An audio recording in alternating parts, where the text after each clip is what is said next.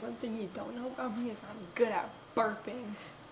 We made a commitment to do 365 days of shows, and today was one of those days where we're like, we don't have any footage, so we're going to try something new. This is going to be more of a podcast style, interview style. We're going to mix it up from time to time. You may get Rachel and Carter, you may get Luke and Avery, you may get Luke and Abby, you may get Luke and whoever, maybe just Luke. But today, you get Avery Clark. So Avery, today we're interviewing you. You ready for this? Yep. So first of all, Avery, everyone knows that you're tall. Obviously, you can see it. But what is something that people wouldn't know about you? Oh, as me as a person? Okay, I feel obviously my family knows this, but most people who don't know me, I'm not insanely introverted, but if I'm at home or if I've been doing stuff all day or around people, like I get home and I go straight up to my room. I just get tired and overwhelmed when I'm with a lot of people or just like three people in general. I just would rather be in my room by myself, just doing my own thing. It's just more calming for me to be alone. Yeah. So it seems like we got a pretty good fit. Most people would say I'm extroverted. Rachel by nature is introverted, even though she does like to be around people. But we definitely split down the middle.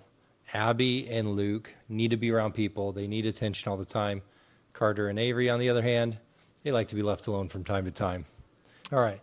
So as a tall girl, tell us when you were younger, did you want to be taller? And then when you hit a certain height, did you want to be shorter? When you played basketball, did you want to be taller? Just take us through that journey a little bit of what it's like. Because if you're a guy, most likely you want to be as tall as you can be. Guys would probably be 8 feet tall if they could choose. But as a girl, tell us a little bit about that, like how you felt being tall and as you were growing up as a tall girl. Yeah, so growing up, I was just like, ever since I was in school, I was just always taller than all the girls, all the guys. Like, anytime you got a class picture, I was in the middle with all the guys in the back, and I was like a lot taller than them. So, being young, like, obviously, I knew I was tall, but I didn't realize how, like, different it was. But as you get older, you become more aware of just like how people perceive you and stuff. And I didn't really have a problem unless people negatively pointed it out, but it's just, you just always feel a little different. And it's more of just like you look around and you never see tall girls really, so it's just always having this feeling of you're a little different, but I've never hated it too much. Obviously, if it's brought up negatively, of course, a little girl isn't going to like that, but I've never disliked it. It makes me different, and some people can view that as bad or good. I try to view it as good as much as I can just because I'm different and that's how God made me, and it's not like I can change that. All right, so everyone's going to ask, because you are tall, and you get asked probably this question more than any other question outside of how tall are you, but probably the next question is, do you play basketball? So what's your answer to that? And tell us a little bit about why you like basketball, if there's other sports that you like better, and where you're at with athletics. Okay, when people ask me if I play basketball, my go-to response is usually just, I play for fun. I love playing, but like, I've never actually taken it very seriously. If I wanted to, I could push into it, but at the end of the day, I just view it as a fun sport, and I've never had a desire to want to push into it more. My family in general is just like, my older brother grew up playing basketball, my dad played basketball, my sister played basketball. I've just always been around basketball, so compared to other sports, I definitely just feel more aware and like well known to it. So I find it a lot of fun. I like watching it. Like going to NBA games is always a lot of fun to me. So definitely out of all the sports, it's probably my favorite. I just play it for fun. I don't take it seriously or anything. I think if you did take it seriously, then that just sucks the fun out of it. So why take the fun out of something? Okay, so what's the best thing about being a tall girl? I would say the best thing is probably, I already said it, when you're different, you can view it as being bad or good. And growing up Christian, I've just always known my worth in being in how God created me. So I view it as good. And honestly, for me, I've always been tall, so it's just like I've found this confidence of who I am and being tall, and I just love, when I post online and just other girls are like, "Oh my gosh, you're so tall." I love seeing tall girls. It's just even if you don't personally know them, it's just so like you know them, you know how it feels to be a tall girl, how to be different, and I just like how we can help each other and make each other feel more confident. Okay, on the flip side, is there anything that you would say is your least favorite thing about being 6'2", 6'3"? I would say, okay, at times, like as a family, being tall has brought us some cool experiences and just cool things all together. But that also means being tall, being 6'2", it brings you attention.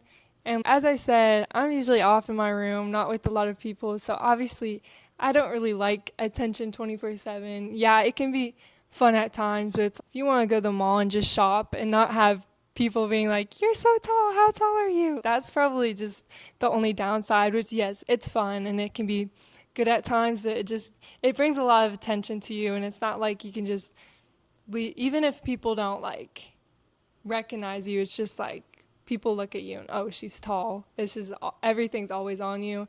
And like just my personality, I don't love that all the time, but as I said, it's not something you can change, so you just kind of have to deal with seeing it as good. So doing social media, we've been doing it like seriously been doing it for probably 3 to 4 years now. Has there been any experiences that we've had that you just absolutely love about doing social media? Obviously, you already mentioned that sometimes it is a little weird, like we go to Target and it's not a big deal. And so if people come up, say hi, we love that. We love taking photos. That's no big deal. But when it's the little girls that hide around the corner and just follow you everywhere, then it's a little awkward. It'd just be better if they just come and said hi. But that's okay.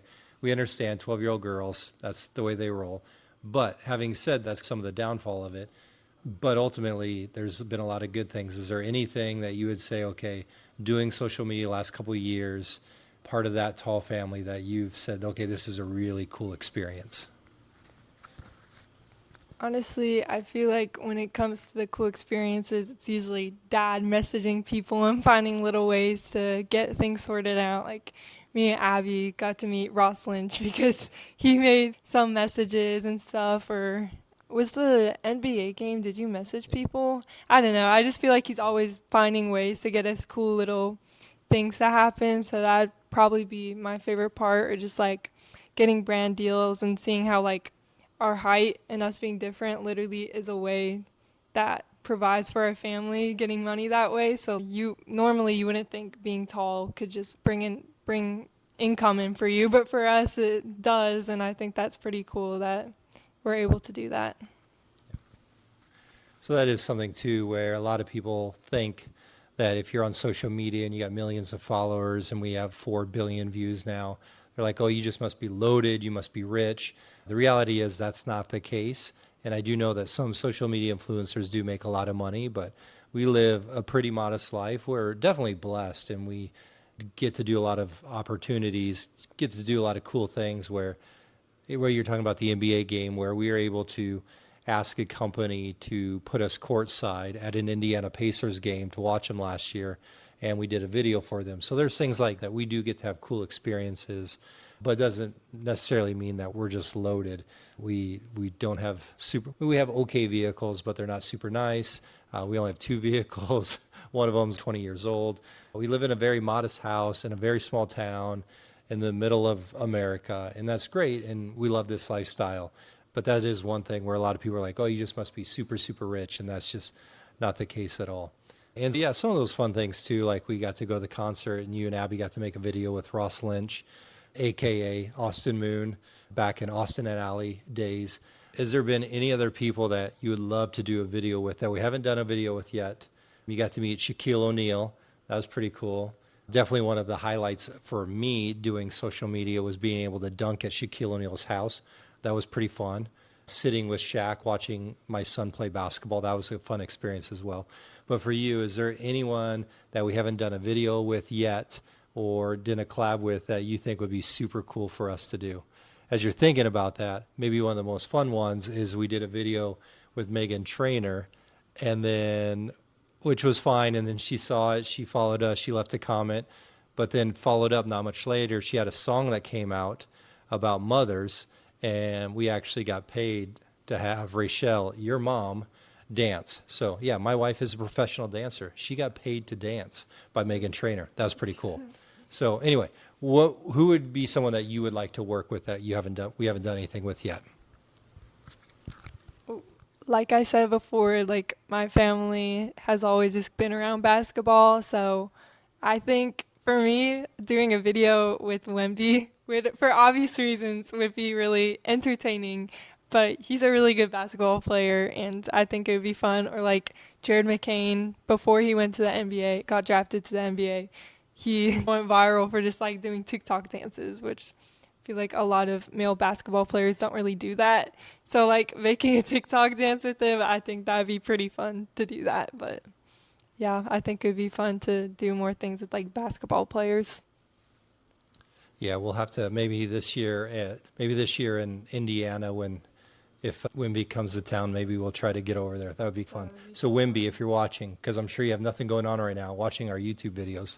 But anyway, let's make it happen. Jared McCain, that would be a fun one as well.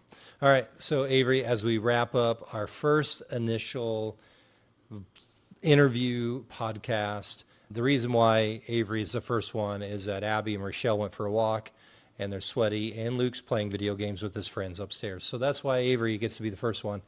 And yeah, and because you are special as well, but just she was available. And so, is there anything to our people that are watching? Is there anything that you'd like to leave them with?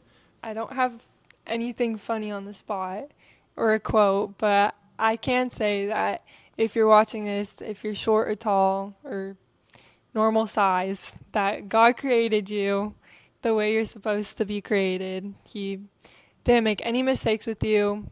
That's just how he made you, and I don't know, just be confident in who you are because we're all unique, we're all different. He didn't make us all the same. He purposely created us in his image to all be different. So just be confident in who you are and just don't compare yourself to people. Just be happy with who God created you to be. Word.